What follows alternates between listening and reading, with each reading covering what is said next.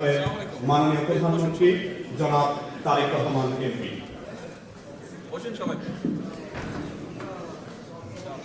আমি মাননীয়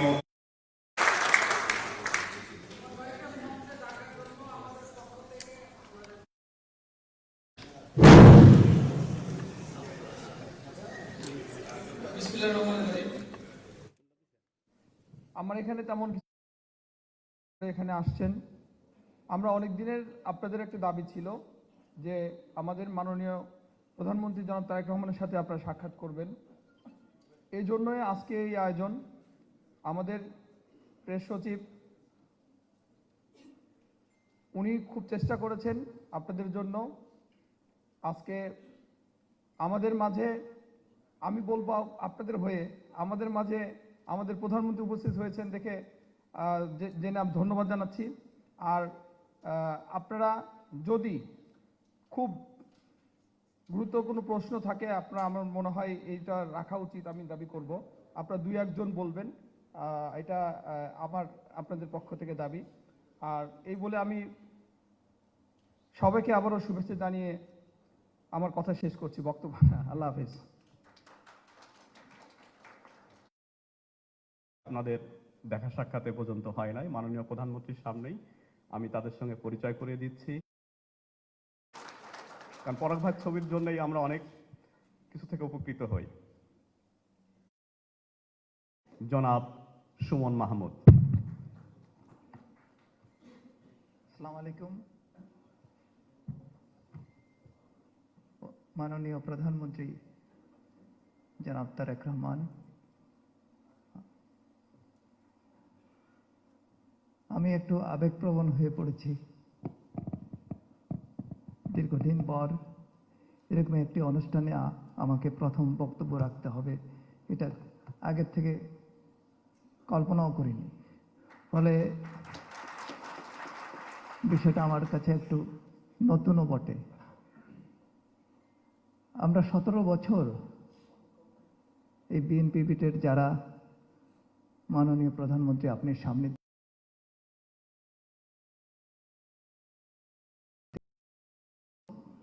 এদের যে বেদনা, এটা যদি বর্ণনা করতে হয় একটা বই হয়ে যায়।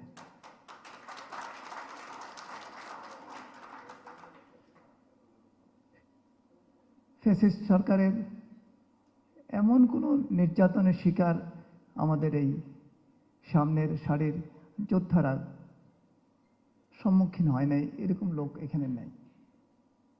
রিপোর্ট লিখতে গেলে অফিস থেকে শুরু করে এজেন্সি পর্যন্ত আমাদেরকে নানাভাবে নিপীড়ন, নির্যাতন এবং মানসিক চাপের ভিতরে রেখেছে।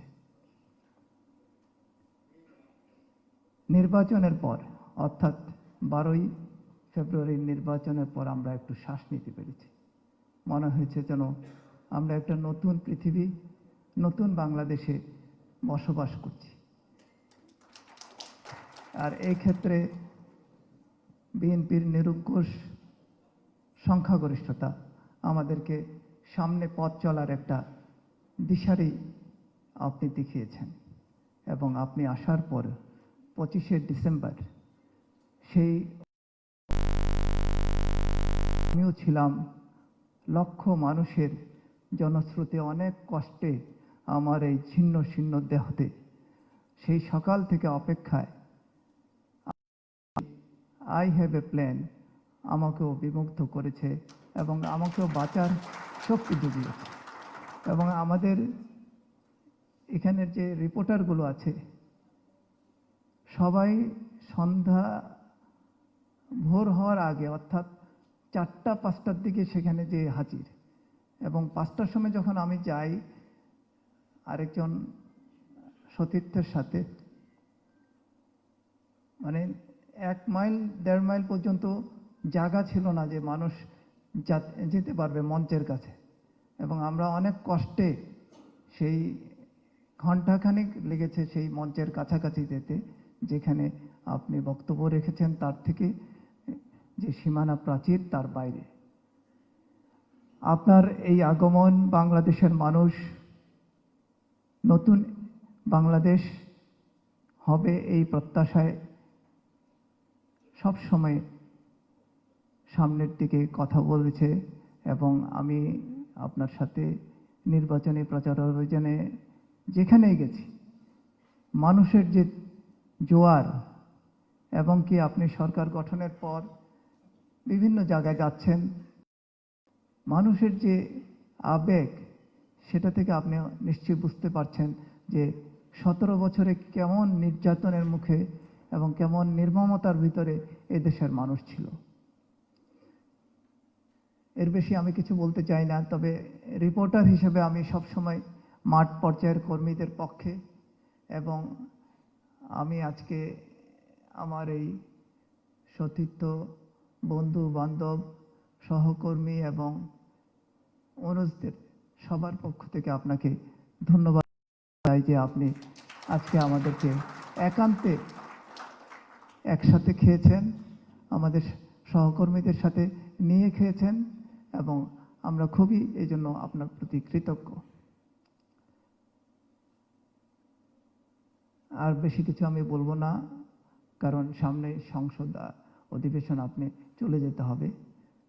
রিপোর্টার হিসেবে আমার একটা জানার আগ্রহ, যেহেতু এখন আমরা রিপোর্টিং করি, আপনার এই অনুষ্ঠানেও আমরা কভারেজ চাই আপনার বক্তব্য দিয়ে, কিন্তু আমার একটা নিজের আগ্রহ আছে। বিশ্বকাপ চলছে, আপনি কোন দলের সাপোর্টার সেটা আপনি যদি বলেন, আমাদের জন্য একটা আলাদা খোরাক হয়। ধন্যবাদ আপনাকে এবং আপনার সহকর্মীদেরকে, সবাইকে। আসসালামু আলাইকুম।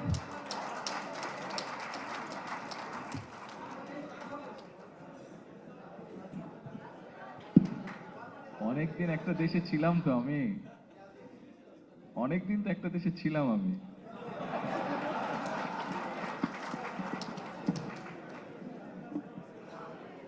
প্রিয় সহকর্মীবৃন্দ, কৃতজ্ঞতা জানাচ্ছি প্রাণবন্ত এবং এ পর্যায়ে আমাদের অতিরিক্ত প্রেস সচিব জনাব আতিকুর রহমান রুমন ভাই বলেছিলেন যে কারো কোনো প্রশ্ন থাকলে বা কোনো কথা থাকলে অনুগ্রহ করে 1 মিনিটের মধ্যে আপনাদের প্রশ্ন বা সেই কথা অনুভূতিটা প্রকাশ করবেন। 1 মিনিট, কারণ আমাদের মাননীয় প্রধানমন্ত্রীকে ধন্যবাদ, আপনাদেরকে ধন্যবাদ। দীর্ঘদিন আপনারা মাঠে কাজ করেছেন, আন্দোলন করেছেন, সংগ্রাম করেছেন। এই আন্দোলন সংগ্রামে আপনারা মাঠের আন্দোলন যেভাবে দেখেছেন, কষ্ট দেখেছেন, নির্যাতন দেখেছেন, নিপীড়ন দেখেছেন। মাননীয় প্রধানমন্ত্রী তিনি লন্ডনে ছিলেন দীর্ঘ সময়। ওই সময় অনেক কিছু আপনারা জানেননি, আপনাদেরকে জানতে দেওয়া হয়নি। দীর্ঘ বছরগুলোতে 10টি বছর মাননীয় প্রধানমন্ত্রী তারেক রহমানের বক্তব্যের উপরে নিষেধাজ্ঞা রাখা হয়েছিল। 2014 সালের 7 সেপ্টেম্বরে আদালতকে ব্যবহার করে মাননীয় প্রধানমন্ত্রীর বক্তব্য, তিনি তখন বিএনপির সিনিয়র ভাইস চেয়ারম্যান ছিলেন, তার বক্তব্যের উপরে নিষেধাজ্ঞা দেওয়ার কারণে বাংলাদেশের গণমাধ্যমে তার বক্তব্য আপনারা জানেন না যে আপনারা এখানে যেভাবে কষ্ট করেছেন, আমাদের আজকে যিনি প্রধানমন্ত্রী তিনিও সারাক্ষণ সারাবেলা কষ্ট করেছেন। আমি আজকে সময় নেব না, কারণ কিছুক্ষণ পরে বাজেট অধিবেশন শুরু হয়ে গেছে, আপনারা কথা বলবেন আজকে মাননীয় প্রধানমন্ত্রীর সঙ্গে। আমি শুধুমাত্র এই জন্য একটু কথাটা বলতে চেয়েছি, সেটি হচ্ছে আপনারা এখানে যেমন মাঠে কষ্ট করেছেন, তেমন আমাদের আজকে যিনি চেয়ারম্যান তিনিও কিন্তু কষ্ট করেছেন। এমন কোনো দলের, বিশেষ করে এমন কোনো পর্যায়ের এমন কোনো নেতা নেই যার মেসেজ, যার ফোনে মাননীয় প্রধানমন্ত্রীর আজকের তার মেসেজ আসেনি, বার্তা আসেনি। আমি আপনাকে একটা কথা বলি, এই যে আন্দোলনটা হলো 2024 সালের 5ই আগস্ট, আপনারা দেখেছেন এই আন্দোলনটা সফল একটা আন্দোলন হয়েছিল। শুরু হয়েছিল কোটা সংস্কার আন্দোলন দিয়ে। এই কোটা সংস্কার আন্দোলন শুরু হয়েছিল 2018 সালে, কিন্তু আমরা কিন্তু একটা তথ্য জানতে পারিনি, অনেকে জানেন না, এই জন্য তথ্যটা আমি বারবার বলতে চাই। সেটি হচ্ছে এই কোটা সংস্কার আন্দোলনটার ক্ষেত্রে তাহলে বিএনপির ভূমিকাটা কি? বিএনপি তো আন্দোলনে ছিল, সংগ্রামে ছিল, কিন্তু এই যে বিশেষ বিষয়টা নিয়ে, যে ইস্যুটা নিয়ে আন্দোলনটা একটা সফল পরিণতির দিকে গিয়েছে, সেখানে কি বিএনপির কোনো ভূমিকা ছিল? সেটা আমরা জানি না। সেটা হচ্ছে 2014 সালের 15ই জুলাই লন্ডনে টাওয়ার হ্যামলেটসে, 2014 সালের 15 জুলাই লন্ডনের টাওয়ার হ্যামলেটসে একটা অনুষ্ঠান ছিল, সেখানে বাংলাদেশি ডায়াসপোরা যারা লন্ডনে বসবাস করতেন, সেখানে ইফতার ছিলেন, হ্যাঁ হ্যাঁ, টাওয়ার হিলে, জি, টাওয়ার হিলে একটা অনুষ্ঠান ছিল। সেখানে আজকে যিনি মাননীয় প্রধানমন্ত্রী, তিনি বিএনপির পক্ষে বলেছিলেন যে যদি বিএনপি রাষ্ট্র পরিচালনার দায়িত্ব পায় তাহলে কি ধরনের বাংলাদেশ উনি করবেন সেই পরিকল্পনা উপস্থাপন করেছিলেন। সেখানে কিন্তু তিনি নিজে বলেছিলেন যে যদি বিএনপি রাষ্ট্র ক্ষমতা পরিচালনার দায়িত্ব পায় তাহলে বর্তমানে, সেই সময়কার কথা বলছি, যে বর্তমানে 50 থেকে 56% যে কোটা আছে সেটিকে আমরা কমিয়ে 5%-এর নিচে নিয়ে আসবো। এখন কথা হচ্ছে 2014 সালের 15 জুলাই, এরপরে এই আন্দোলনটা হয়েছিল 2018 সালে, তখন সফল হয়নি, 2024 সালে সফল হয়েছিল। তার মানে হচ্ছে তিনি নেতা যে আজকের তরুণ সমাজ, আজকের তারুণ্য, আগামীর বাংলাদেশ যা চিন্তা করে, তারেক রহমান নেতা, তিনি তখন সেটা চিন্তা করেছিলেন। এটি আমি বাস্তব উদাহরণ দিলাম। সো এই কথা আপনাদের কাছে আজকে কানেকশনটা এভাবে দিলাম যে আজকে আপনারা যারা মাঠে কাজ করেছেন 15 বছর, আজকে যিনি প্রধানমন্ত্রী তিনিও দীর্ঘ আন্দোলন সংগ্রাম করেই আজকে আপনার মুখোমুখি হচ্ছেন আমরা। এই যে আপনাদের অভিজ্ঞতা বিনিময়টা, আমার কাছে মনে হয় এখানে আজকে ফর্মাল বক্তব্য বেশি কিছু নেই। এখানে মাননীয় তথ্যমন্ত্রী আছেন, তথ্য প্রতিমন্ত্রী আছেন, প্রধানমন্ত্রীর শিক্ষা উপদেষ্টা, প্রধানমন্ত্রীর কার্যালয়ের মুখপাত্র তিনি আছেন। আমার ধারণা ওনারা হয়তো আজকে ওনাদের কথা নিঃসন্দেহে শুনেছেন, কিন্তু মাননীয় প্রধানমন্ত্রীকে যেহেতু আমরা সবসময় একটা কাছে হয়তো এভাবে পাবো না, আমার মনে হয় আমরা খুব বেশি সময় না নিয়ে, যদি মাননীয় তথ্যমন্ত্রী যদি সবাই যদি বলেন, তাহলে আমরা সময় না নিয়ে, আমার কাছে মনে হয় আপনারা যদি ওনাকে প্রশ্ন করেন, ওখান থেকে কথাগুলি বলে জানতে চান, এটা আমার জন্য খুব ভালো হবে। এটা একটা লাইভলি প্রোগ্রাম হবে। একটা অনুরোধ যে আপনারা সবাই 1 মিনিটের কম সময় নেবেন, তাহলে অনেকেই এখানে কথা বলতে পারবেন। আপনাদেরকে অনেক ধন্যবাদ। ধন্যবাদ জনাব সালেহ শিবলিকে। মাননীয় প্রধানমন্ত্রী। মাননীয় প্রধানমন্ত্রী, আমি বদরুল আলম নাবিল, বাংলা ভিশনের এক্সিকিউটিভ ডিরেক্টর, এক্সিকিউটিভ এডিটর হিসেবে কাজ করছি। মাননীয় প্রধানমন্ত্রী, বিষয়টা কাকতালীয়। গত রাতের আগে রাতেই আমি স্বপ্ন দেখেছি আপনার সাথে আমি রাষ্ট্র সংস্কারের লক্ষ্যে কাজ করছি। আমি এটা ফেসবুকে লিখেছি, এটা নিয়ে নানা রকম কথাবার্তাও হয়েছে, তারপরে আমি দাওয়াতটা পেলাম। যাই হোক, আমি আসলে বাংলাদেশের পুরো একটু আমাদেরকে এইভাবে দেখতে হবে। প্রথমত আপনি দেখেছেন, আপনি যেই বিষয়টি বললেন এরকম ঘটনা যে ঘটছে না তা না, ঘটছে, আমি অস্বীকার করছি না। এবং সরকার গঠনের আগে এরকম যেগুলো ঘটনা ঘটেছে, আমাদের দলীয় নেতাকর্মী কেউ যদি কোথাও এরকম অনৈতিক কাজে ইনভলভ হয়েছে, আমরা দলীয় অবস্থান থেকে ব্যবস্থা নিয়েছি। এখন যেহেতু আমরা সরকারে আছি, সরকার গঠন করেছি, এখনো এই ধরনের ঘটনা যদি কোথাও ঘটে থাকে, দুটো ব্যবস্থা আমরা নিচ্ছি। এক, দলীয় অবস্থান থেকে ব্যবস্থা যেটা নেওয়ার কথা সেটা আমরা নিচ্ছি। একই সাথে আমরা আইন অনুযায়ী যেটা হওয়া উচিত আমরা চেষ্টা করছি সেটাকে বাস্তবায়ন করার জন্য, সেই ব্যবস্থাটা যাতে হয়। এখানে আপনি একটা জিনিস দেখবেন, জিনিসটাকে যদি আমরা এইভাবে বিবেচনা করি, দেখুন একটা পরিবারে যখন 5-7 জন, 8 জন, 10 জন মানুষ থাকে, তার মধ্যে 2-1 জন মানুষ থাকে একটু দুষ্টু হয়। তারা যখন দুষ্টামি করে তখন পরিবারের বাকি সবাই তাদেরকে নিয়ে বুঝিয়ে আস্তে আস্তে ভালো করে, আস্তে আস্তে তাদেরকে ভালো করার চেষ্টা করে। তো সামগ্রিকভাবে এই দেশের মধ্যে অনেকদিন আমরা দেখেছি বিভাজন করে রাখা হয়েছিল। আমরা চাই দেশকে বিভাজন থেকে নিয়ে আসতে। হ্যাঁ, আপনার একটা মতামত থাকবে, আমারও একটা মতামত থাকবে, কিন্তু তার অর্থ এই নয় যে আমার মতামতটাকে বাস্তবায়নের জন্য একদম আপনার মতামতকে একদম দমিয়ে রাখবো এবং বিভাজিত করে দিব আমরা জাতি বা সমাজটাকে। আমরা এটা চাই না, এবং সেই জন্যই এই সমস্যাগুলো আইনের দৃষ্টিতে যেমন আমরা সমাধান করার চেষ্টা করব, একইভাবে এই মানুষগুলোকে যতটুকু সম্ভব কাউন্সেলিং করার মাধ্যমে আমরা চেষ্টা করব সমাজ থেকে যাতে এই মনোভাবটাই দূর করা হয়। অর্থাৎ এই যে মানুষের যে মাইন্ডসেট, অনেকের যে মাইন্ডসেট, এই মনোভাবটাকে দূর করা হয়। এখানে আবার একটা বিষয় আছে, যে কথাটা আমি আগেও বলেছি। যেমন ধরুন, একটি পরিবার, গ্রামের পরিবারে হয়তো 2 ভাই বা 3 ভাই আছে, যেটা হয়েছে বলি, ঘটনা ঘটেছে বলি আমি উদাহরণ হিসেবে দিচ্ছি আপনাকে। এক ভাই হয়তো বিএনপি করত স্বৈরাচারের সময়, আরেক ভাই কোনো রাজনীতি করতো না, কিন্তু সেই পরিবারের হয়তো কোনো প্রপার্টি আছে। কিন্তু যে ভাইটি রাজনীতি করতো না তার সাথে হয়তো সেই সময়কার সরকারি দলের কারোর সম্পর্ক ছিল। এখন দুই ভাইয়ের মধ্যে জমি জমা বা ব্যবসা বাণিজ্য নিয়ে তো থাকেই, বা আমাদের দেশে এটা কমন ঘটনা। সে তখন ওই সম্পর্কটা ব্যবহার করে এই ভাইটাকে বঞ্চিত করেছে তার প্রাপ্য অধিকার থেকে।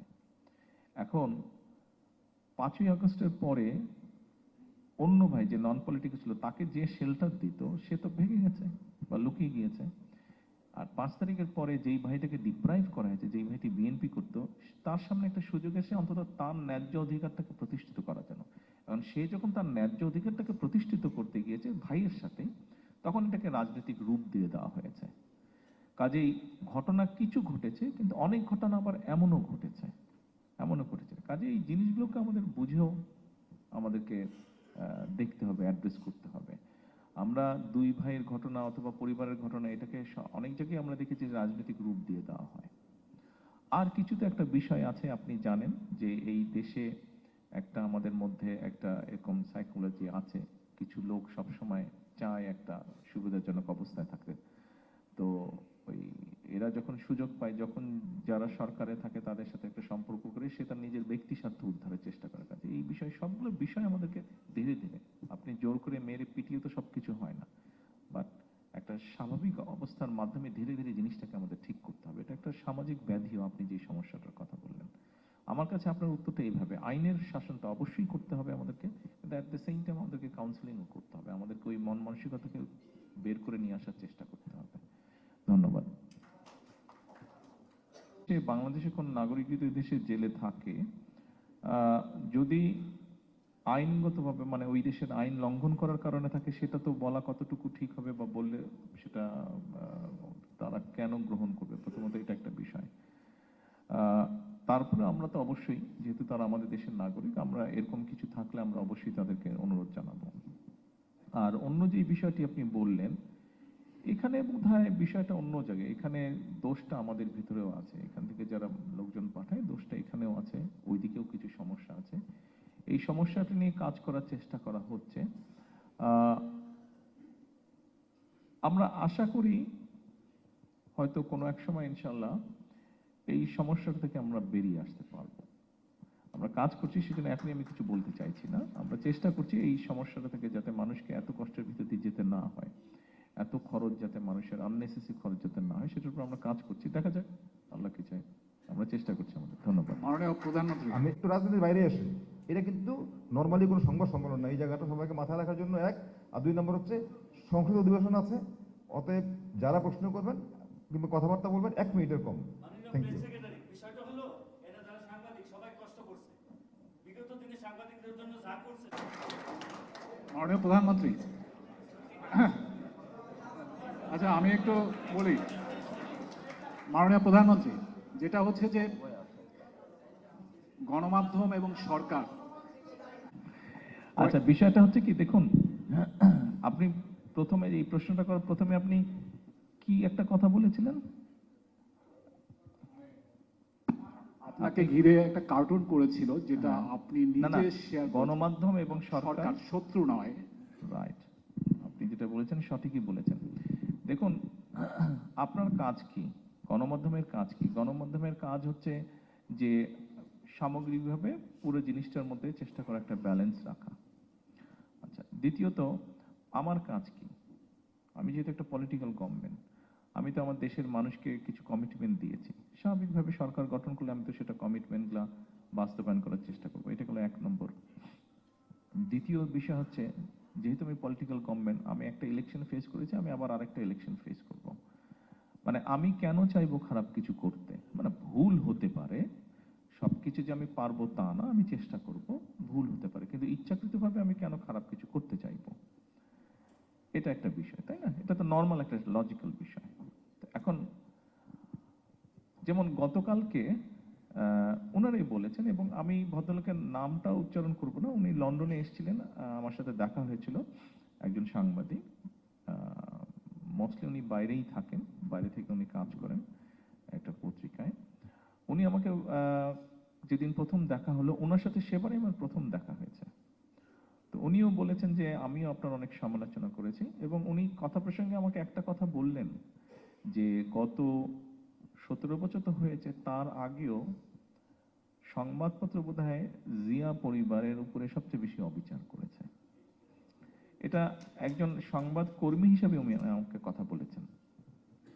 বাকিটা আমি আপনাদের কাছে ছেড়ে দিলাম, এটা বাদ বিচারের বিষয়। যদি তাই হয়ে থাকে আপনি যদি সংবাদপত্রের এই ইন্ডাস্ট্রিটার ক্ষেত্রে বিএনপি যতবার সরকার পরিচালনা করেছে, সেটা জিয়া রহমানের সময় হোক, খালেদা জিয়ার সময় হোক, আপনি যদি দেখেন এই ইন্ডাস্ট্রিতে আপনারা যারা আছেন, এই ইন্ডাস্ট্রিটার জন্য যতটুকু যেটা যদি 10টা পজিটিভ মুভ হয়ে থাকে, তার মধ্যে হয়তো 7টা এই মুভি বিএনপি সরকারই করেছে। তাহলে তো বিএনপি সরকার বারে বারে প্রমাণ করার চেষ্টা করেছে, যতবারই দেশ পরিচালনা করেছে, যে আপনাদের সাথে, সংবাদ মাধ্যমের সাথে আমাদের কোনো রকম শত্রুতা নেই। কিন্তু তারপরেও কেন আপনাদের কমিউনিটির একজন কোয়াইট সিনিয়র সাংবাদিক, কেন উনি বললেন যে সংবাদপত্র বিগত 30 বছর জিয়া পরিবারের সাথে সবচেয়ে বেশি অবিচার করেছে, বিশেষ করে 2001 থেকে 2006 পর্যন্ত। উনি আমার কথা বললেন, উনি ম্যাডামের কথাও বললেন যে আপনাদের সাথে অবিচার করা হয়েছে। তো এখন আমরা সামনে যেতে চাই, আমরা একটা বেটার পরিবর্তন করতে চাই, কিন্তু বেটার পরিবর্তন আমি একা পারবো না, আমার সরকার একা পারবে না। আপনিও এই দেশের অংশ, আপনিও এই সমাজের অংশ, আমাদের সকলকে মিলেই হতে পারে। হ্যাঁ, আমার যদি কোনো ভুল হয় আপনি আমাকে বলেন, কিন্তু ভুলটাকে আপনি যদি এমনভাবে উপস্থাপন করেন যে পত্রিকার কাটতি বাড়ানোর জন্য অথবা অন্য কোনো উদ্দেশ্যে, সেটা তো তাহলে উভয়ের জন্যই বোধহয় একটা সময় ক্ষতি বয়ে আনবে। তো আমি জানি না আমি পরিষ্কার আপনার উত্তর দিতে পেরেছি কিনা, বাট পুরো জিনিসটাকে আমি এইভাবে দেখি। আপনাদের সাথে কোনো শত্রুতার কোনো কারণ নেই, তো কেন শত্রুতার কারণ হবে? না, থ্যাংক ইউ। এবং ভবিষ্যৎটা আমরা এভাবে চাই, আপনি সমালোচনা, গঠনমূলক যদি সমালোচনা, উইল ওয়েলকাম দ্যাট, কোনো সমস্যা নাই তো। আপনি নিজেই বললেন যে আমার কার্টুন এঁকেছে, ওই দিন 2 দিন আগে আরেকটা কার্টুন আমাকে মতিউর রহমান ভাই, প্রথম আলোর, উনি একদিন এসেছিলেন আমার সাথে দেখা ছিল, উনি বললেন যে আমরা কিন্তু, ওনাদের একটা ম্যাগাজিন বের হয়, তো বললেন যে আমরা কিন্তু নেক্সট আপনার, হ্যাঁ হ্যাঁ রসালো, তো বললেন যে আমরা কিন্তু আপনার কার্টুন দিচ্ছি। আমরা কোনো অসুবিধা নেই দেন। বলে কার্টুনটা কিন্তু একটু বেশ কঠিন হবে। আমরা কিরকম? বলে ওই যে আমি তো সংসদে বক্তব্যে বলেছিলাম, গত সেশনের লাস্ট দিন বলেছিলাম যে ওই যে চেয়ারটা থেকে হিট করে, তো উনি এঁকেছিলেন যে আমি চেয়ারে বসে আছি এবং চেয়ার থেকে আগুন বেরোচ্ছে। বলে ওইটা কোনো অসুবিধা নেই, আপনার মতন করে কার্টুন দেন। তো উনি দিয়েছেন, সমস্যা নেই। আপনার যদি ওটা, উনি কেন দিয়েছেন, ওটা তো সমালোচনা কেন, ওটা উনি দিয়েছেন, কার্টুন তো কার্টুনের মতনই হবে। তো মূল বিষয়টা হচ্ছে আপনি আপনার বক্তব্য বলবেন, কেন বলবেন না, আমারও বক্তব্য আছে, কিন্তু ওটাকে ডিফারেন্ট উদ্দেশ্যে যদি আপনি উপস্থাপন করেন, তখন হয় কি সম্পর্কটা আস্তে আস্তে খারাপ হতে থাকে। তো আমরা কেন সম্পর্কটা খারাপ করতে চাইবো, এটাই। Thank you. আসসালামু আলাইকুম। আমার নাম নুরুন নাহার উইলি, আমি মাছরাঙা টেলিভিশনে কাজ করি। তো আমার একটু জানতে চাও, একটু রাজনৈতিক প্রশ্নও বলতে পারেন, যে গত 100 দিন তো সরকার পার, কারণ 30 লক্ষ কোটি টাকার ঋণ নিয়ে আমরা যাত্রা শুরু করেছে এই সরকার। শুরুতেই পরের দিন থেকে রোজা শুরু হয়েছে, স্বাভাবিক চেষ্টা করতে হয়েছে পুরো রোজাটাকে ম্যানেজ করা। তারপরে রোজা শেষ না হতে হতেই মধ্যপ্রাচ্য ইস্যুটা এসে গেল, যেটার জন্য পুরো বিশ্বই কম বেশি সাফার করেছে। তাহলে আপনি 100 দিনের হিসাব মোটামুটি পেয়ে যাচ্ছেন। জি, আসসালামু আলাইকুম। মাননীয় প্রধানমন্ত্রী, আমি আহমেদ সালেহীন। আমি বছর আজকে সকালে আমি যখন আমার নাস্তার টেবিলে ছিলাম, আমার বাবা আজকে আমার সাথে কথা বলছিলেন কিছুক্ষণ। ওনার সাথে আমার দেখা হয় না প্রায় সময়, সকালে বেরিয়ে যাই, আবার অনেক রাতে বাড়ি যাই। তো কোনো কারণে আমার বাবা পল্লী বিদ্যুৎ উন্নয়ন বলেছিলেন, যেটি জিয়া রহমানের হাতে প্রতিষ্ঠিত। আমি আপনাদেরকে অনুরোধ করব, আমার কথাটা আপনারা যারা সমর্থন করবেন, আমার প্রথমত বিশ্বাস অধিকাংশই সমর্থন করবেন, যারা সমর্থন করবেন এই কথাটা যদি আপনারা সবার মাঝে পৌঁছে দিতে পারতেন।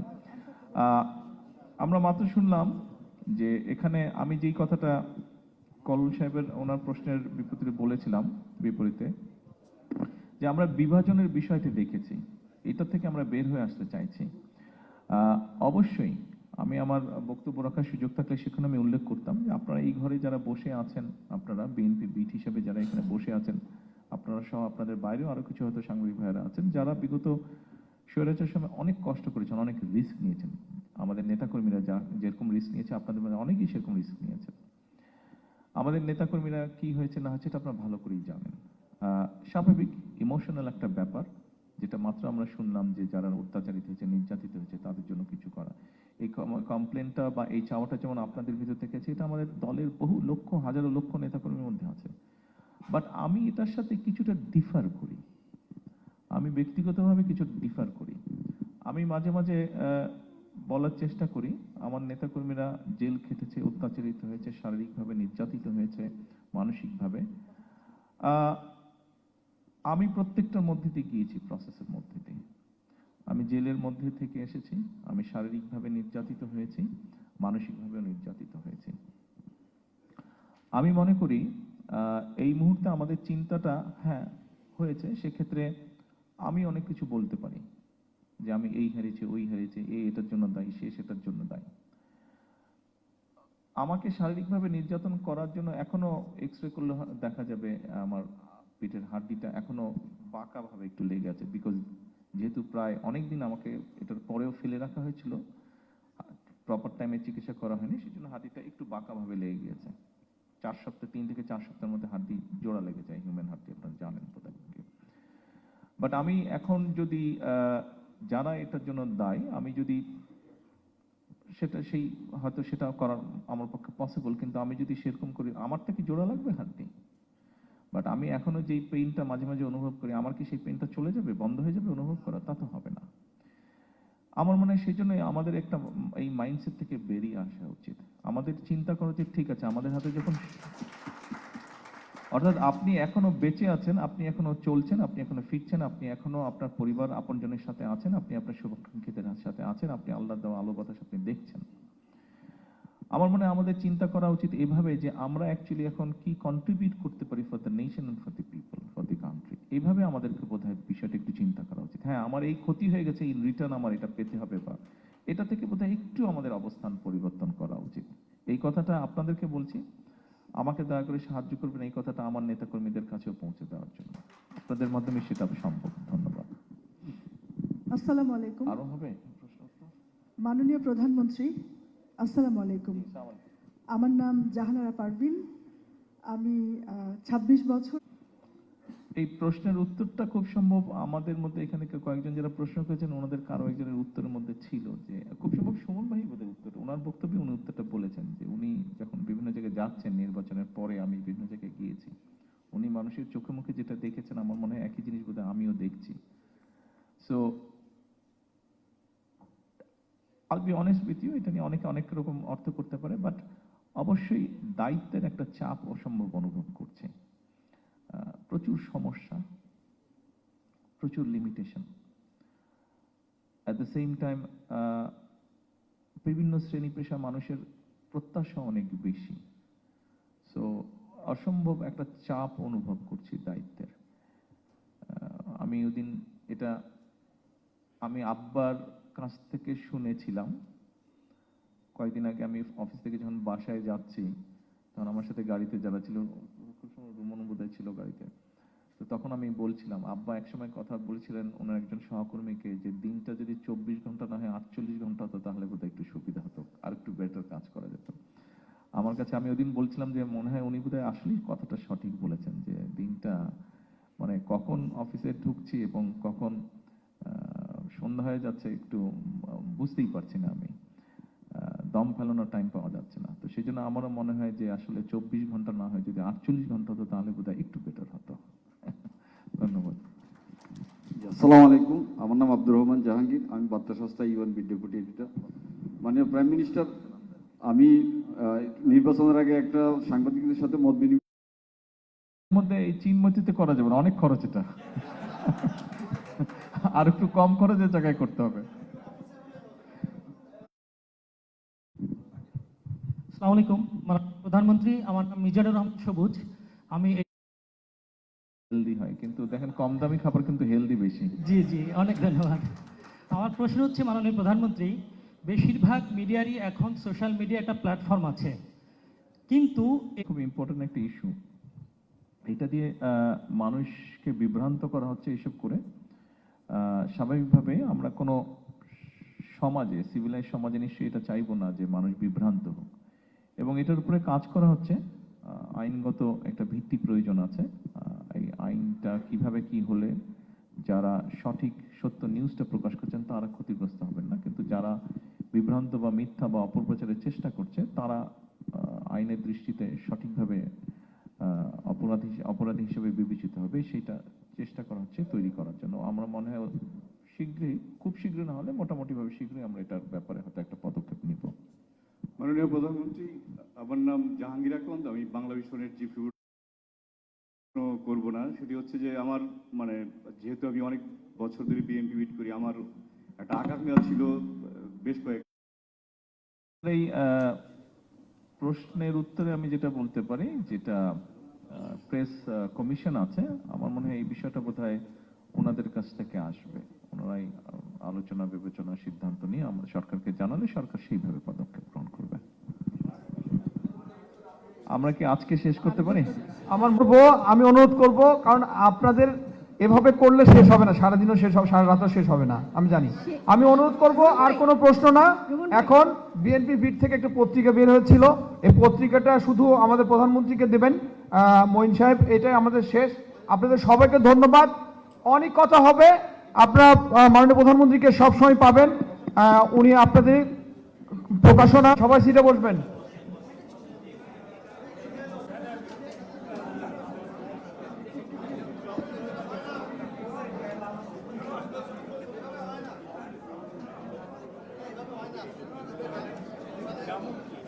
আপনারা সবাই সিটে বসুন প্লিজ, সবাই সিটে বসুন। সবাই এখন আপনাদের সামনে দুটি কথা বলবেন আমাদের আজকের বিএনপি বিট সাংবাদিকবৃন্দ এবং উপস্থিত সংসদ সদস্য, মন্ত্রিপরিষদের সদস্য সহ আমার সকল সহকর্মীরা, আসসালামু আলাইকুম। আমার মনে হয় আমরা এতক্ষণ যে প্রশ্ন উত্তর যেটা আপনারা করলেন, আমাকে কিছু জিনিস জিজ্ঞেস করলেন, আমি যেটা বললাম মোটামুটিভাবে অনেকগুলো কথা হয়ে গেছে। তবে একজন আমাদের সাংবাদিক ভাই যেটা প্রশ্ন করলেন, আজকের দিনটা আমাদের জন্য একটা সংবাদপত্র জগতের জন্য, বাংলাদেশের সংবাদপত্র জগতের জন্য একটা ইম্পর্টেন্ট দিন বই কি। এই দিনে, আজকের এই দিনে বাংলাদেশের সকল সংবাদপত্র একসময় বন্ধ করে দেওয়া হয়েছিল, হাতে গোনা মাত্র 4টি সংবাদপত্র ছিল। সেখান থেকে আজকে আমরা এতগুলো সাংবাদিক ভাইদের সাথে আমরা কথা বলছি, তার মানে একটা জিনিস প্রমাণিত হয়েছে যে এখন সংবাদপত্রের যে টুটি চেপে ধরা হয়েছিল সেটি অন্তত এখন নেই এই মুহূর্তে। এটা 1 নম্বর বিষয়। 2 নম্বর বিষয়, এই যে সংবাদপত্রের যে আমরা যেটা বলি মাল্টিপ্রেসি ডেমোক্রেসি, যেভাবে সংবাদপত্রের স্বাধীনতাকে কেড়ে নেওয়া হয়েছিল, মাত্র 4টা সংবাদপত্রকে সব বন্ধ করে দিয়েছিল। একই সময় আমরা দেখেছি বাংলাদেশের সব রাজনৈতিক দলকে বিলুপ্ত করে বাকশাল নামে একটা দল গঠন করা হয়েছিল। এবং পরবর্তীতে আমরা দেখেছি শহীদ রাষ্ট্রপতি জিয়া রহমান যখন দেশ পরিচালনার দায়িত্ব পেলেন, উনি যেরকম বহুদলীয় গণতন্ত্র চালু করলেন, একই সাথে সংবাদপত্রের উপর থেকে যে রেস্ট্রিকশন ছিল সেটাও তুলে নিলেন।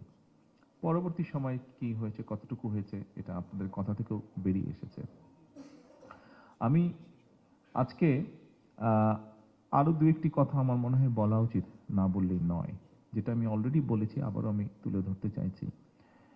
বিগত 1 যুগেরও বেশি সময় ধরে এই দেশের মানুষ তাদের গণতান্ত্রিক অধিকার বা রাজনৈতিক অধিকার ফিরে পাবার জন্য বিভিন্নভাবে রাজপথের আন্দোলনে ছিল তারা, এবং সেই আন্দোলন স্বাভাবিকভাবেই রাজনৈতিক দলগুলি এই আন্দোলনগুলোকে পরিচালনার নেতৃত্ব দিয়ে থাকে। এবং পৃথিবীর সব ইতিহাসে দেখা গিয়েছে একসময় গিয়ে দলমতে নির্বিশেষে সব স্তরের মানুষ এইটাতে নেমে আসে, সেটা রাজনৈতিক দলের নেতৃত্বে হোক অথবা সামাজিক আন্দোলনের রূপেই হোক। একটা সময় মানুষ নেমে এসে যখন অত্যাচারের মাত্রা খুব বেশি বেড়ে যায়, এবং 5ই আগস্ট তার আগে দিয়ে এরকমই ঘটনা ঘটেছিল, এবং 5ই আগস্ট সেটা একটা পরিপূর্ণতা লাভ করেছিল। তার আগে পর্যন্ত দীর্ঘ 17 বছর যেই সময়টা মানুষ তার অধিকার আন্দোলনে নিজেকে নিয়োজিত রেখেছিল, আমরা দেখেছি বিএনপি বিটে আপনারা যারা কাজ করেছেন বহু বছর ধরে, আমার দলের নেতাকর্মী যেমন টিয়ার গ্যাসের সেলের যে টিয়ার গ্যাস সেটির যন্ত্রণায় যেরকম কাতরিয়েছে, আপনারাও কিন্তু আমাদের নেতাকর্মীর পাশাপাশি আপনারাও সেরকম যন্ত্রণায় কাটিয়েছেন। এরকম অনেক ঘটনা ঘটেছে যে তৎকালীন আইন শৃঙ্খলা বাহিনী একটি জায়গা ঘিরে ফেলেছে, যেখান থেকে আমাদের অনেক নেতৃত্বকে বা আমাদের কোনো প্রচণ্ড অ্যাক্টিভ কোনো কর্মীকে তুলে নিয়ে যাবে।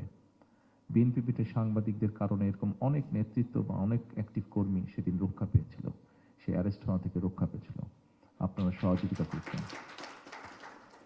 আগে সুযোগ হয়নি, এত বছর সুযোগ হয়নি, আজকে আপনাদের সাথে সামনাসামনি কথা বলার বা বসার সুযোগ হয়েছে এই অনুষ্ঠানে। আমি আমার দলের নেতাকর্মীদেরকে তাদের বিপদের সময় এই সহযোগিতা করার জন্য এবং তাদের অত্যাচার নির্যাতনের কাহিনী শত বাধা বিপত্তির মধ্যেও যতটুকু সম্ভব হয়েছে তুলে ধরার জন্য এবং একই সাথে তাদের পাশাপাশি থেকে সেই একই কষ্ট আপনারাও ভোগ করেছেন, সেই কষ্ট আপনারা ভোগ করেছেন, এই সকল কিছু মিলিয়ে আমার অবস্থান থেকে আমি আন্তরিকভাবে আমার দলের পক্ষ থেকে আপনাদের ধন্যবাদ জানাতে চাই। প্রিয় সাংবাদিক ভাইরা, আপনারা যেরকম কথা প্রসঙ্গে কেউ কেউ বললেন যে আপনাদের এই বিষয়টি প্রয়োজন বা ওই বিষয়টি প্রয়োজন বা এটা করা উচিত ওটা করা উচিত, একইভাবে আপনাদের বিষয়গুলি অবশ্যই আমাদের অবস্থান থেকে যতটুকু সম্ভব নিশ্চয়ই আমরা সেগুলো অ্যাড্রেস করব। বাট এখানে একটি কথা আছে, আমি যখন বলেছিলাম যে আসুন আমাদের নিজের চিন্তা কিছুটা আমরা পরিবর্তন করার চেষ্টা করি। হ্যাঁ, আমার সাথে হয়েছে, আপনি এখন প্রতিশোধ নিলেই কি আপনার সেটা আপনি ফেরত পাবেন বা একদম আগের মতন হয়ে যাবে? হবে না। তাহলে আমরা আমাদের সেই মাইন্ডসেট থেকে বেরিয়ে এসে ঠিক আছে আমরা কি করতে পারি, দেশের জন্য, সমাজের জন্য, মানুষের জন্য কি করতে পারি, পারি বা পারি না পারি সেটা হচ্ছে পরের ব্যাপার, অন্তত চেষ্টা তো করতে পারি, আমরা সাকসেসফুল হওয়া পরের ব্যাপার। অন্তত এই মাইন্ডসেট নিয়ে আমরা কেন সামনের দিনে এগোই না? আমরা যখন খাচ্ছিলাম, আমি আপনাদেরই কয়েকজন সহকর্মীর সাথে আমার টেবিলে বসে আমি খাচ্ছিলাম এবং তখন আমি আমার কতগুলো কথা আমি তুলে ধরছিলাম। আমরা একটি ব্যাপারে সবাই কনসার্ন, আপনারাও আপনাদের পত্রিকায় প্রায় এরকম নিউজগুলো আসে, দেখি। যেমন ধরেন আমাদের ইয়াং জেনারেশনের মধ্যে একটা প্রবলেম দেখা দিয়েছে, হয়তো বিশ্বব্যাপী কম বেশি আছে, আমাদের এখানেও খুব আছে, সেটা হচ্ছে ড্রাগের প্রবলেম। এখন আপনি কতজনকে ধরবেন, কতজনকে চিকিৎসা দেবেন, কতজনকে আপনি কাউন্সিল করবেন, সবকিছুতে একটা রিসোর্সের লিমিট আছে, ক্যাপাবিলিটি আছে, ক্যাপাসিটি আছে। তাহলে বিষয়টিকে আর অন্য কিভাবে অ্যাড্রেস করা যায়? বিষয়টিকে হয়তো অ্যাড্রেস করার আরও কিছু উপায় আছে। আমি যা যা তখন খাবার টেবিলে যে কয়েকজনের সাথে আলাপ করছিলাম, আমি এখন সামগ্রিকভাবে সবার সামনে তুলে ধরতে চাইছি। আমি আমার চিন্তাটা আপনাদের সামনে তুলে ধরছি। এই সুযোগ তো সবসময় পাবো না, সেজন্য আজকে তুলে ধরছি সংক্ষিপ্তভাবে। দেখুন, ব্যাপারটাকে আমাদের অবশ্যই অ্যাড্রেস করতে হবে যে এই সমস্যা থেকে কিভাবে আমাদের ভবিষ্যৎ প্রজন্মকে বের করে নিয়ে আসবো। কিন্তু এই চিন্তার পাশাপাশি বা এই সমস্যা থেকে বের হওয়ার পাশাপাশি আরেকটাও বিষয় আছে যে আমার ভবিষ্যৎ প্রজন্মকে তো আমার সঠিকভাবে গড়ে তুলতে হবে তাদেরকে, যাতে তারা ভবিষ্যতে এই দেশটাকে গড়তে পারে, সামনে নিতে পারে, গড়ে তুলতে পারে। একটা ছেলে বা মেয়ে যেই হোক না কেন, 15 বছর বা 18 বছর বা 20 বছর বা 22 বছর বা 25 বছর, এই আমরা সবাই এই স্টেজটা পার হয়ে এসেছি। এই সময় একটা মানুষের শারীরিক বা মানসিক যে এনার্জিটা থাকে, সেই এনার্জিটা তাকে বার্ন করার একটা এভিনিউ দিতে হবে, একটা স্কোপ দিতে হবে, সেই সুযোগ তাকে ক্রিয়েট করে দিতে হবে। আমরা ঢাকা শহর সহ বাংলাদেশে যেখানেই তাকাই না কেন, কয়টি খেলার মাঠ আছে, অর্থাৎ আমাদের যারা এখন এসবের মধ্যে ইনভলভ হয়ে যাচ্ছে অথবা সারাদিন সোশ্যাল মিডিয়ার মধ্যে আছে, বুঝেই হোক না বুঝে হোক, ভালো মন্দের মধ্যে পার্টিসিপেট করে ফেলছে, খেলার মাঠ সব বন্ধ, ছেলে হোক মেয়ে হোক উভয়ের জন্য খেলার মাঠ বলতে গেলে নেই কোথাও।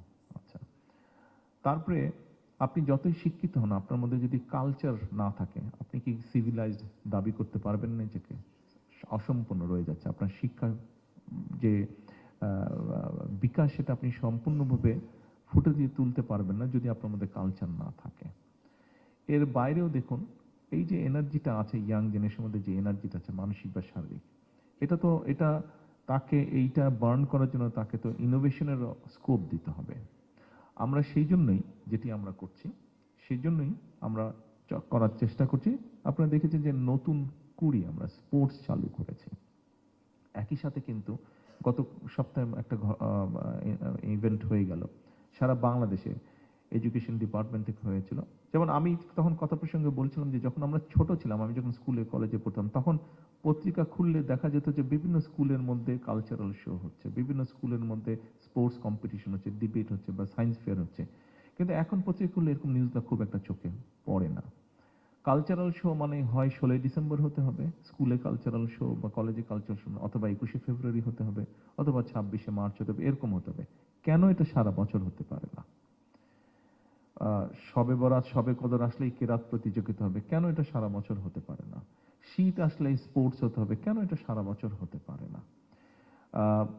কোন একটা ইভেন্ট, যা ওয়ার্ল্ড ইভেন্ট হলে আচ্ছা ঠিক আছে, গুটি সংখ্যক কিছু জায়গায় সায়েন্স ফেয়ারের মতন ইনোভেশনের সর্ট অফ কিছু প্রোগ্রাম হলো, কেন এটা সারা বছর হবে না? আমরা এই জিনিসগুলাই শুরু করতে চাইছি। আমরা যদি আমাদের ভবিষ্যৎ প্রজন্মকে সুন্দরভাবে গড়ে তুলতে চাই, এর মধ্যে নিশ্চয়ই আপনারা দেখেছেন যে আমাদের যে ইলেকশন ম্যানিফেস্টো ছিল, সেখানে আমরা শিক্ষার ব্যাপারে বলেছি যে আমরা বিভিন্ন রকম কারিকুলাম বলুন, বিভিন্ন রকম তাদের ভোকেশনাল ট্রেনিং বলুন, বিভিন্ন ল্যাঙ্গুয়েজ বলুন, আমরা এগুলো ইন্ট্রোডিউস করতে চাচ্ছি। এর মধ্যে কয়েকটি মোটামুটিভাবে আমরা শুরু করতে পেরেছি। যেমন স্পোর্টসের বিষয়টা আমরা এর মধ্যে শুরু করে ফেলছি। মাত্র 7-8 দিন আগে, এটা গত 1 মাস ধরে হয়েছে, এটার ইভেন্টটা, মেইন ইভেন্টটা হবে 20 তারিখে, না? আর্মি স্টেডিয়ামে হবে। হ্যাঁ, আর্মি স্টেডিয়ামে হবে।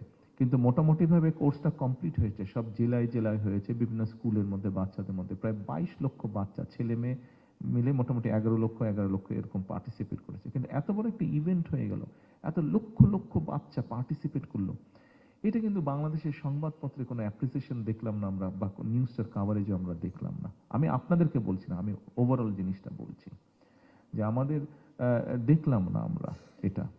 তো এটা তো এখানে কি শুধু বিএনপি যারা করে তাদের ছেলেমেয়েরাই এখানে পার্টিসিপেট করেছে তা তো না। এখানে দলমত নির্বিশেষে, নন পলিটিক্যাল, পলিটিক্যাল, সব রকম মানুষের ছেলেমেয়েরা পার্টিসিপেট করেছে। দুদিন আগে ঢাকা জেলাটায় আমার স্ত্রী গিয়েছিলেন, একটা ইনোভেশন প্রোগ্রাম যেটাকে নাম দেওয়া হয়েছে। বাচ্চারা বিভিন্ন সারা দেশ থেকে হচ্ছে, এখন জেলা পর্যায়ের হচ্ছে, তারপরে বিভাগীয়টা হবে, না? বিভাগীয়টা এর মধ্যে হবে 28 তারিখে মেইন ইভেন্টটা ন্যাশনাল যেটা হবে, এটা এখানেই হবে, চিন্ময়টিতে হবে। ইনোভেশন, আমাদের বাচ্চারা কে কি চিন্তা করছে, কে কি ইনোভেট করতে পারে, এরকম নিয়ে, অর্থাৎ সোজা হিসাব সায়েন্স ফেয়ার বলতে যেটা, এই জিনিসটা হচ্ছে। অর্থাৎ কিন্তু জেলা পর্যায়ে পর্যন্ত, থানা টানা শেষ করে জেলা পর্যায়ে এখন চলছে। এটারও তেমন কোনো নিউজ দেখলাম না, শুধু আমার ওয়াইফ গিয়েছিল বলে ওই নিউজটা কভার হয়েছে, অন্যগুলা আসলো না। তো তাহলে আমরা কি নিউজ কভার করছি? আমরা বাচ্চাদের স্পোর্টসের নিউজ কভার করছি না, আমরা বাচ্চাদের ইনোভেশন যেটা ইনোভেটিভ প্রোগ্রাম হচ্ছে সেটা আমরা কভার করছি না। আমরা তাহলে কি কভার করছি? এই বিষয়টা বোধহয় আমাদেরকে চিন্তা করা উচিত। অর্থাৎ যারা আগামীতে আমাদের যারা ভবিষ্যৎ, তাদেরকেই আমরা উৎসাহ দিচ্ছি না, তাদেরকেই আমরা প্যাট্রোনাইজ করছি না, তাদের ভালো কথাটা আমরা তুলে ধরছি না, তাহলে আমরা কি করছি? এই বিষয়টা বোধহয় একটু আমাদের সবাইকে নতুন করে চিন্তা করা উচিত।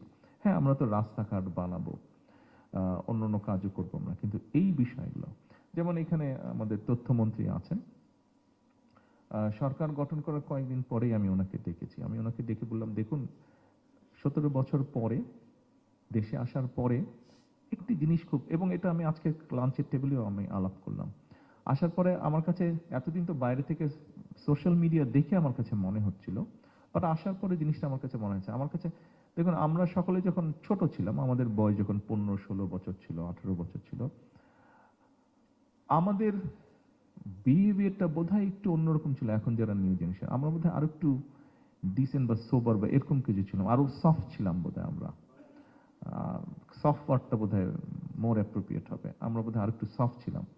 অন্য কারোর সাথে যখন আমরা কথা বলতাম, তখন বোধহয় আর একটু সফট ছিলাম, বাট এখন মনে হচ্ছে জিনিসটা বোধহয় একটু ডিফারেন্ট। অর্থাৎ সোজা হিসাব ভ্যালুজ, আমাদের কতগুলো সোশ্যাল ভ্যালুজ, আমাদের কতগুলো রিলিজিয়াস ভ্যালুজ, আমার কাছে মনে হয় ইয়াং জেনারেশনের মধ্যে একটু বোধহয় ঘাটতি আছে। তাই বললাম যে এটা স্কুল লেভেল থেকে কিভাবে আমরা চালু করতে পারি, কিভাবে আমরা এটা অ্যাড ক্যাম্পেইন আমরা করতে পারি, কিভাবে এই ভ্যালুজগুলো আমরা ফিরিয়ে নিয়ে আসতে পারি। আশ্চর্য ব্যাপার, একটা মানুষকে গাছের সাথে বেঁধে পিটিয়ে মারছে, অথচ 10 জন মিলে সেটাকে রেকর্ড করছে, মোবাইলে ফেসবুকে রেকর্ড করছে। অস্বাভাবিক একটা ব্যাপার এটা। একটা জীবকে, কুকুরকে পিটিয়ে মারছে, সবাই মিলে রেকর্ড করছে, সেটা একজন পিটিয়ে মারছে, সবাই মিলে, এটা একটা অস্বাভাবিক ব্যাপার। আমার কাছে অস্বাভাবিক লাগছে, আমি জানি না আপনাদের কাছে অস্বাভাবিক লাগছে কিনা। এটা কেন একটা জীবকে মেরে ফেলছি আমরা, গাছ কেটে ফেলছে, তাকে সবাই দেখছে, কেউ প্রতিবাদ করছে না, গাছগুলা কেন কেটে ফেলছো। সো এই জায়গাগুলো তো বোধহয় আমাদের অ্যাড্রেস করতে হবে। আমরা বলি আমরা সুন্দর ভবিষ্যৎ চাইছি, আমরা বলি আমাদের ভবিষ্যৎ প্রজন্মদেরকে ভালো করে মানুষ করে গড়ে তুলতে হবে। আমরা শুধু এন্ড অফ দ্য ইয়ার আমরা একটা সার্টিফিকেট দিয়ে দিলেই কি সে মানুষ হয়ে গেল? পরীক্ষায় পাশ করলো, নম্বর পেলো, ঠিক আছে, মানুষ হয়ে গেল সে? আমাদের তো তাদেরকে অন্য জিনিসও দিতে হবে। আমি আপনাদের কাছে যেটা চাইছি, আমি আপনাদের, হ্যাঁ আমাদের ব্রিজ হবে, কালাভার্ট হবে, স্কুল হবে, কলেজ হবে, সব কিছু হবে, সেগুলো তো হবে। সেগুলো যখন আমি যাব, মন্ত্রী সাহেবরা যাবে, ওপেনিং হবে, নিউজ আসবে, টিভিতে আসবে। কিন্তু এর বাইরে যেই বিষয়গুলো আছে, এর বাইরে যেই কাজগুলো করতে চাইছি, আমরা ফ্যামিলি কার্ড দিতে চাইছি। সবাই বলছে এটা তো বাজিমাত প্রোগ্রাম। হ্যাঁ বাজিমাত প্রোগ্রাম, ঠিক আছে, আপনি রাজনৈতিক দৃষ্টিকোণ থেকে সেটাকে বাজিমাত ধরতে পারেন। বাট আপনি একটা জিনিস চিন্তা করে দেখুন, আমরা একটা রিসার্চ করে পেয়েছি। এই যে মাহাদি আমিন বসেছে, মাহাদি আমিন আর আমি এই ফ্যামিলি কার্ড নিয়ে 2012 সাল থেকে, 11 সাল থেকে কাজ করছি কিন্তু এই ফ্যামিলি কার্ড। আমরা রিসার্চ করেছি এটার উপরে। রিসার্চ করে দেখা গিয়েছে যে আপনি যদি ফ্যামিলি কার্ডে আমরা যেই টাকাটা দিচ্ছি, এটা যদি আপনি একজন পুরুষ মানুষের হাতে দেন, ও কিন্তু যেই মাসে ও টাকাটা পাবে, 1 সপ্তাহের মধ্যে টাকাটা খরচ হয়ে যাবে। ওই যে বিকালবেলা আড্ডায় বসবে মোড়ের দোকানে, চা বিস্কুট খাবে, এই চা দাও ওকে 5টা, এই ওকে কেক দাও, এটা নাই, 2500 টাকা নেই।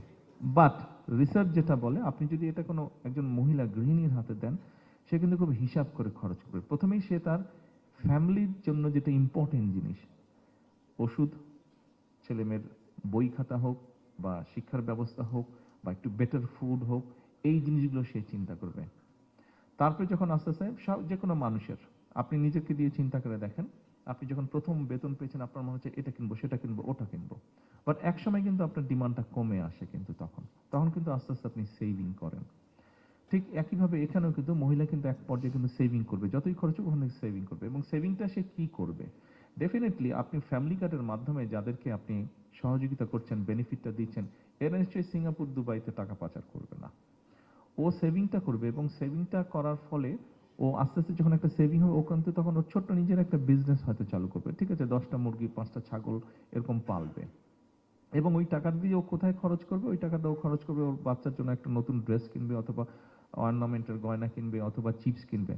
আপনি দেখুন ড্রেসটা যে সে কিনছে, সে কি কোনো ব্র্যান্ডেড ড্রেস কিনছে? না, ও কাপড় সেটাই কিনছে যেটা local factory, local garment industry তৈরি করছে। ও চিপস কি কোনো মার্কস স্পেন্সারের চিপস কিনছে? না, ও লোকাল প্রাণ কোম্পানি, অর্থাৎ দেশীয় কোম্পানির চিপস ও কিনছে। ও অর্নামেন্টাল যেটা কিনবে, ও কি কোনো ব্র্যান্ডেড অর্নামেন্টাল কিনবে? তা না, ও দেশীয় ছোট ছোট জুয়েলারি ফ্যাক্টরি যারা আছে, অর্নামেন্ট বানায়, যারা আর্টিফিশিয়াল অর্নামেন্ট বানায়, সেটা কিনবে সে। অর্থাৎ এই টাকাটা কিন্তু লোকাল ইন্ডাস্ট্রিতে যাচ্ছে। অর্থাৎ আপনি চিন্তা করে দেখুন, একটা গ্রামে যদি আপনি 300 মহিলাকে আপনি 2500 টাকা মাসে দেন, তাহলে 300 ইন্টু 2500 কত হচ্ছে? 7,50,000 টাকা।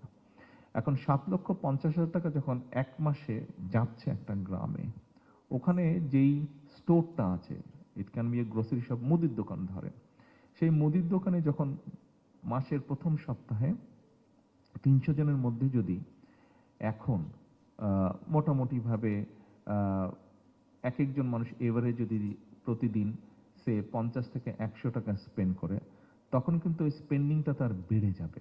অর্থাৎ ওই মুদির দোকানের সেলটা কিন্তু বাড়বে, তার বেশি পরিমাণ চিপসের প্যাকেট যাবে, তার বেশি পরিমাণ অন্য অন্য দ্রব্য বিক্রি হবে। এখন হয়তো সে নিজেই দোকানটা চালায়, কিন্তু যখন 300 জন মানুষ এসে প্রতি মাসে 1000 টাকা এক্সট্রা স্পেন্ড করবে ওখানে, তখন কিন্তু ওই মুদির দোকানদারের একটা কর্মচারী রাখতে হবে, অথবা 2টা কর্মচারী রাখতে হবে। তার মানে কি দাঁড়াচ্ছে? ও কিন্তু দুজনের কর্মসংস্থান হলো। এইভাবে আমাদেরকে জিনিসটা চিন্তা করতে হবে। আমরা জিনিসটাকে এভাবে চিন্তা করি। আরো ডিটেল ব্যাপার আছে, আমি ওটাতে গেলাম না অত। এভাবে ঠিক একইভাবে ফার্মার্স কার্ডের ক্ষেত্রেও কিন্তু জিনিসটা এরকমই হচ্ছে। অর্থাৎ যেটা আমরা চাইছি যে গ্রামীণ যে মানুষ আছে, আমাদের প্রায় 75% মানুষ গ্রামে বসবাস করে। এই যে রুরাল মানুষ যারা আছে, এরা ইকোনমিকভাবে যাতে এম্পাওয়ার্ড হয়, কিছুটা এদের মেরুদণ্ড, অর্থনৈতিক মেরুদণ্ড যাতে স্ট্রেনদেন হয়। বিকজ এখানে আমার জন্য এটা করা ইজি অ্যাজ এ গভর্নমেন্ট হিসেবে, এবং করাটাও মোর সেফ। ওই যে বললাম প্রথমে যে এই টাকাটা কিন্তু পাচার হচ্ছে না, এই টাকাটা ভেরি মাচ আমার ইকোনমির মধ্যে রয়ে যাচ্ছে, এবং ইনডাইরেক্টলি আমার দেশীয় যে ইন্ডাস্ট্রিগুলো আছে সেগুলোকে যাতে আমরা সাপোর্ট দিতে পারি, আমরা ইনসেন্টিভ দিতে পারি। আমরা ঠিক আছে আলাদা ফান্ড ক্রিয়েট করে, যেটা অলরেডি করা হয়েছে, 60,000 কোটি টাকার একটা ফান্ড করা হয়েছে বাংলাদেশ ব্যাংক থেকে বিভিন্ন ইন্ডাস্ট্রিকে সাপোর্ট, সেটা করা যেতে পারে। কিন্তু তারপরেও আপনার পারচেজিং পাওয়ার যদি মানুষের না বাড়ে, তাহলে তো আপনি ইন্ডাস্ট্রি করেন যেটাই করেন তাহলে তো চলছে না কোনো কিছু। তো মানুষের পারচেজিং পাওয়ার আমার বাড়াতে হবে, এবং এভাবেই আমরা সেটা ইকোনমিকে গ্রোথ করতে চাচ্ছি। তো এখন ফ্যামিলি কার্ড আমরা প্রথমে ঠিক করেছিলাম যে কোন ধরনের মানুষ পাবে। পরে আমরা চিন্তা করে দেখলাম যে না, আমরা যদি শুধু সিলেক্ট করে দিই যে কোন ক্যাটাগরির মানুষ পাবে, তাহলে এখানে একটা কারাপশনের পসিবিলিটি রয়ে যায়, যেটা আমাদের দেশে হয়, এটা কাশে। সেই জন্য আমরা তখন ঠিক করলাম যে এটা আমরা ইউনিভার্সাল করে দেবো। একজন কৃষকের স্ত্রী, একজন মুদির দোকানের স্ত্রী, একজন স্কুল মাস্টারের স্ত্রী, একজন মসজিদের মক্তবের একজন শিক্ষক, তার স্ত্রী যেমন পাবে, আমার স্ত্রী পাবে, আপনাদের সকলের স্ত্রী পাবে। বাট 2,500 টাকা না হলেও আমাদের মোটামুটি অনেকের আমাদের প্রয়োজন নেই আমাদের স্ত্রীদের 2,500 টাকা। আমরা এটা ডিক্লাইন করব, আমরা এটা নিব না, আমরা স্টেটকে টাকাটা ফেরত দিয়ে দেব। বাংলাদেশে প্লাস মাইনাস 4 কোটির মতন ফ্যামিলি আছে। আমরা 4 কোটি ফ্যামিলির যে ওয়াইজরা আছেন, 4 কোটিকেই আমরা ইনশাল্লাহ দেওয়ার চেষ্টা করব। বাট আমাদের হিসাব বলে 1.5 কোটির মতন ফ্যামিলির প্রয়োজন হবে না এটা, অর্থাৎ 1.5 কোটির রিসোর্স কিন্তু স্টেটের কাছে ফেরত আসছে। সো জিনিসটাকে আমরা বেটার ভাবে আর ইউটিলাইজ করতে পারবো। আপনারা এর মধ্যে কিছু কিছু জায়গায় নিউজ করেছেন যে হ্যাঁ ফ্যামিলি কার্ড ঠিক মতন দেওয়া হচ্ছে না, যার প্রাপ্য না সেও পাচ্ছে। ব্যাপারটা কিন্তু এরকম না।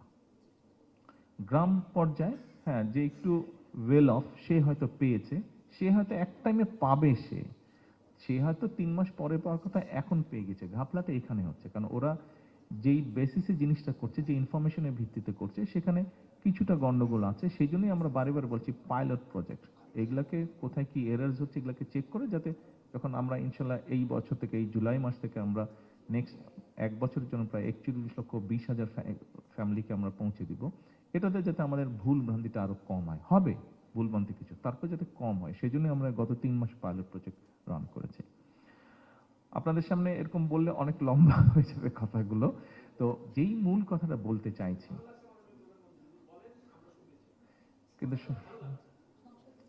কিন্তু সংসদেও যেতে হবে আমাকে। হ্যাঁ,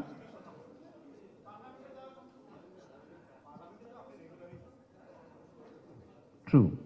আচ্ছা, আপনারা যদি এই বাজেটটা খেয়াল করে দেখেন, দেখুন এই বাজেটের মধ্যে আপনারা নিশ্চয়ই খেয়াল করেছেন যে অনেকগুলো প্রোডাক্ট, অনেকে বলেছে এই ইন্ডাস্ট্রির উপরে ট্যাক্স বাড়িয়ে দিয়েছে, ওই ইন্ডাস্ট্রির উপরে প্রোডাক্টের উপরে ট্যাক্স বাড়িয়ে দিয়েছে।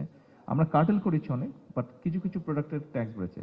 আপনি খুব মাইনরলি প্রত্যেকটা আইটেমের গো থ্রু করে দেখবেন আমরা সেগুলোর উপরে ট্যাক্স বাড়িয়েছি যেইটা সিমিলার প্রোডাক্ট দেশে প্রডিউস হচ্ছে।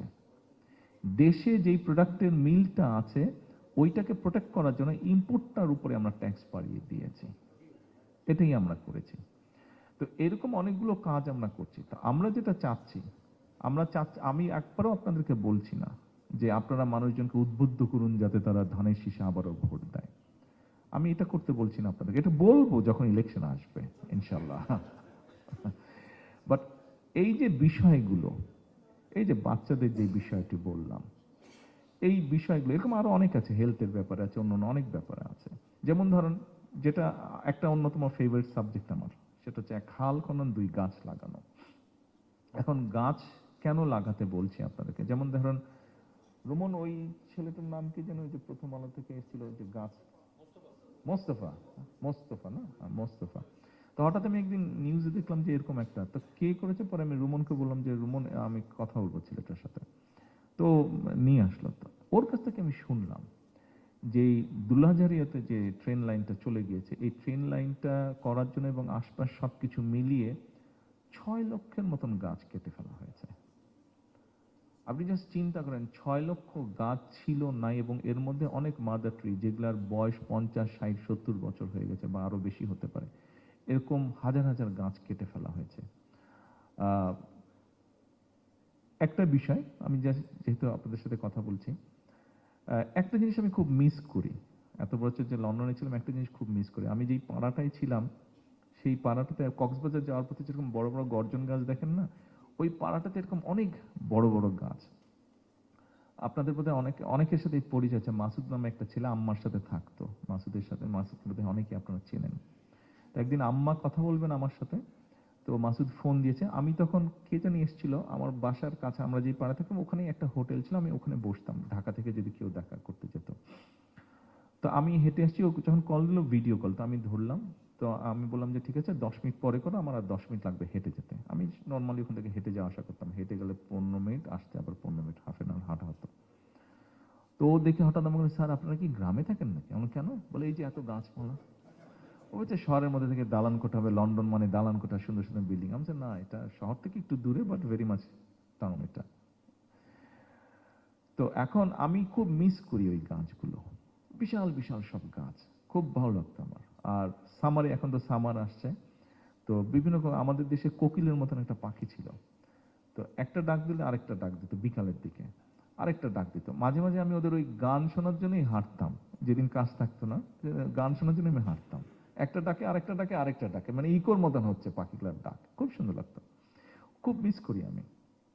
তা আমি যখন ওটা দেখলাম, ওর কাছ থেকে শুনলাম, মোস্তফার কাছ থেকে, আসলে আমার কাছে খুব খারাপ লেগেছে। আরেকদিন আমি দেখলাম একটা নিউজ যে আপনার মেরিন ড্রাইভ, ওটার মধ্যে এক্সটেনশন হবে কক্সবাজারে, 3000 গাছ কাটা করবে। তা আমি তখন আমাদের যে রোড কমিশন মিনিস্টার রবি, উনাকে বললাম যে আপনি একটু যান, গিয়ে সাবজেক্টটা দেখেন, 3000 গাছ কেটে ফেলবে কেন? আর কোনো উপায় নেই, এত বড় বড় ইঞ্জিনিয়ার, নিশ্চয়ই একটা উপায় বের করা যাবে। তো পরে গিয়ে বোধহয় অ্যালাইনমেন্টটা একটু বোধহয় 3 ফিট না কত ফিট সরিয়েছে, 3000 গাছ বেঁচে গেছে। উদ্দেশ্য আপনাদের কাছে যেটা, আমার অ্যাপিলটা আপনাদের কাছে যেটা, আমরা কিন্তু সবাই পারি এরকম করতে। আপনারা আমাকে সাহায্য করতে পারেন এই কাজগুলো করতে, আমি আছি আপনাদের। কতটুকু পারবো বলতে পারবো না। যেই সাংবাদিকটা মোস্তফা যেমন ওটা করেছে, আমি ওকে বললাম যে ঠিক আছে, ওখানে গাছ কেটেছে, আমি ওখান থেকে আমাদের অফিসিয়াল যে বৃক্ষরোপণ অভিযান, আমি ওখান থেকেই শুরু করব। তো সেই জন্যই আমি 2000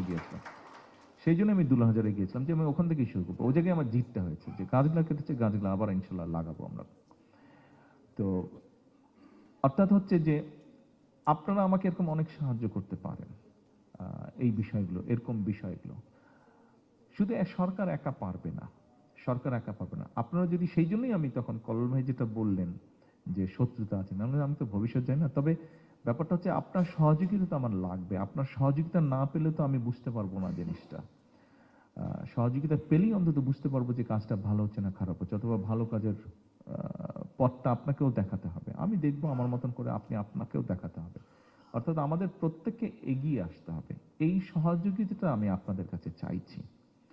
আপনাদের কাছে আজকের এই অনুষ্ঠানে আমার যে অ্যাপিলটা, অর্থাৎ আমাকে যদি আপনারা হেল্প করেন, আমার জন্য কাজটা করতে অনেকটা ইজি হবে। আমাদেরকে আমাদের পরিবেশটা বাঁচাতে হবে, আমাদেরকে আমাদের ভবিষ্যৎ প্রজন্মকে বাঁচাতে হবে, আমাদের সন্তানদেরকে, আমাদেরকে যেভাবে হোক তাদেরকে আমাদের রাইট ট্র্যাকে রাখতে হবে। সেটা শিক্ষার মাধ্যমে হোক, সেটা কালচারের মাধ্যমে হোক, সেটা স্পোর্টসের মাধ্যমে হোক, সেটা মানবিক, সামাজিক, ধর্মীয় মূল্যবোধগুলো তাদের মাঝে দেওয়ার মাধ্যমে হোক। আজকে এই পর্যন্ত রাখি, আপনাদের কাছে এতটুকু অ্যাপিল জানিয়ে আজকে শেষ করছি। ইনশাআল্লাহ আবার দেখা হবে, কথা হবে। আসসালামু আলাইকুম। মাননীয় প্রধানমন্ত্রীর কাছে আমরা লাস্ট একটা রিকোয়েস্ট করব আপনাদের পক্ষে। আপনারা যে অনুরোধ করেছেন, আমরা 3টে গ্রুপে ভাগ হয়ে 6 মিনিট সময় নেব, 3টা গ্রুপ ছবি উঠবে। আমরা মাননীয় প্রধানমন্ত্রী উপরে দাঁড়াবেন, আপনারা সবাই নিচে দাঁড়াবেন। প্রথম ওম্যান নিচে। আমরা যা ভাইয়েরা আছি সবাই সিটে বসি। ডান দিক থেকে প্রথম 30 জন আসেন, ডান দিক থেকে প্রথম 30 জন, আস্তে আস্তে।